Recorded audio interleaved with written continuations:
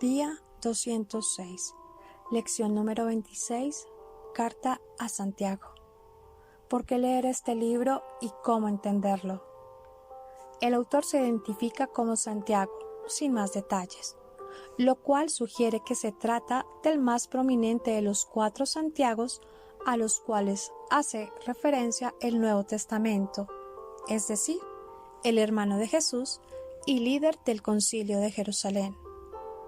El autor no pudo haber sido el apóstol Santiago, que murió muy temprano, en el año 44 después de Cristo, para haberla escrito. Los otros 2 hombres llamados Santiago no tuvieron la estatura ni la influencia que sin duda tuvo el escritor de esta carta. Santiago fue uno de los hermanos de Cristo, probablemente el mayor de ellos, ya que encabeza la lista de Mateo. Leer Mateo capítulo 13, versículo 55. Como los demás, al principio no creía en Jesús e incluso lo retó e interpretó mal su misión. Más tarde llegó a ser una figura muy prominente en la iglesia. 1. Fue una de las personas seleccionadas para que Cristo se le apareciera después de su resurrección. 2. Pablo lo describió como una columna de la iglesia. 3. Pablo se entrevistó con él en su primera visita a Jerusalén, luego de su conversión. 4. Pablo hizo lo mismo en su última visita. 5. Cuando Pablo fue liberado de la prisión, les dijo a sus amigos que se lo comunicaran a Santiago. 6. Santiago fue uno de los líderes e importantes personajes en el Concilio de Jerusalén. Tan conocido era Santiago que Judas pudo identificarse simplemente como el hermano de Jacobo. 8. El historiador Josefo y algunos autores judíos cristianos dan cuenta de la gran estima que gozaba Santiago por parte de los habitantes de Jerusalén, especialmente de los pobres.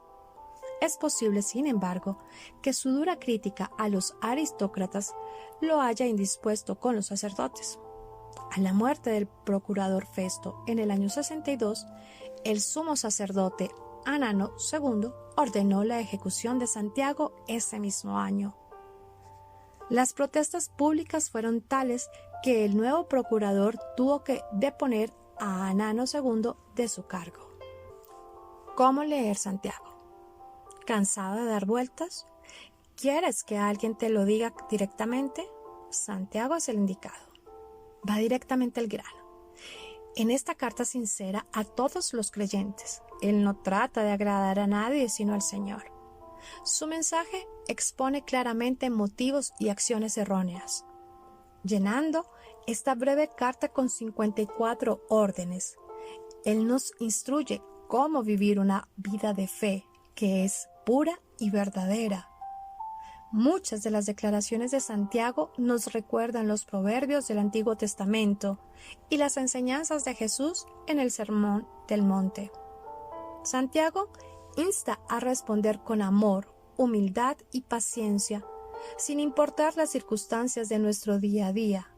Esta es la verdadera fe. Esta carta tiene una postura seria en contra de la hipocresía y la religiosidad.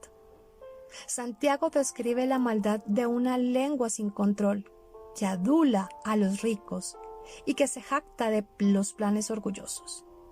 No busques aquí trivialidades piadosas. Espera encontrar una serie de instrucciones contundentes, específicas y prácticas que te ayudarán a desarrollar una vida cristiana auténtica. Jesucristo es la respuesta. Crea a Dios. Sigue a la iglesia.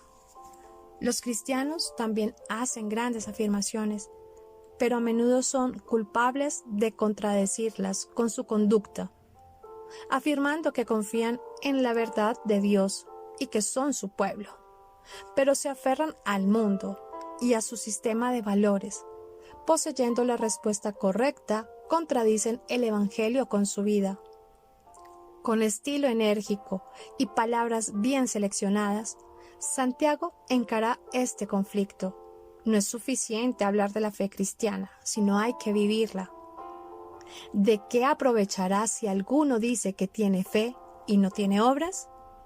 ¿Podrá la fe salvarte? La prueba de que nuestra fe es genuina es una vida cambiada.